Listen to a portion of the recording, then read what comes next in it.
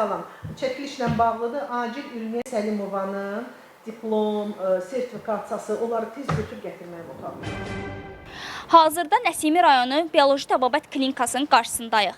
Klinikada müalicə alan bir vətəndaşın ailəsi bir dəfəlik üçün nəzərdə tutulan iynədən təkrar istifadə edildiyini və vətəndaşa virus yoluxduğunu iddia edir. Quliyeva Gülnar, Bioloji Təbabət Klinikasının baş həkimi.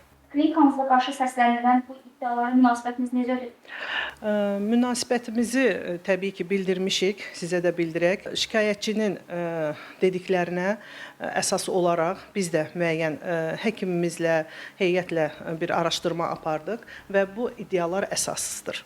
Hər bir xəstə üçün, nəinki o xəstə üçün açılır bir dəfəlik şprislər, iynələr, akupunktur iynələri və xəstənin özünə istifadə olunur. Tibb Universitetini qutarıb, internatura təhsili, sertifikasiyadan keçib, sənədlər öz qaydasındadır. Mən nevroloq, refleksoterapevt Ülviyə Səlimova, Bioloji Təbabət Klinikasının həkim nevroloquyam. Xəstənin etdiyi iddialar tamamilə əsassızdır. Çünki heç bir tibbi ekspertiza ilə təsdiqi yoxdur. Xəstəni qəbul edib, diaqnozlar standartlara uyğun qoyulub, müalicə üsulları tətbiq olunmuşdur.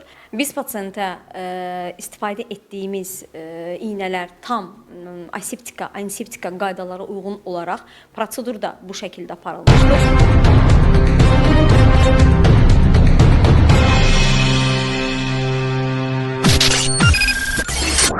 BTV Xəbər.az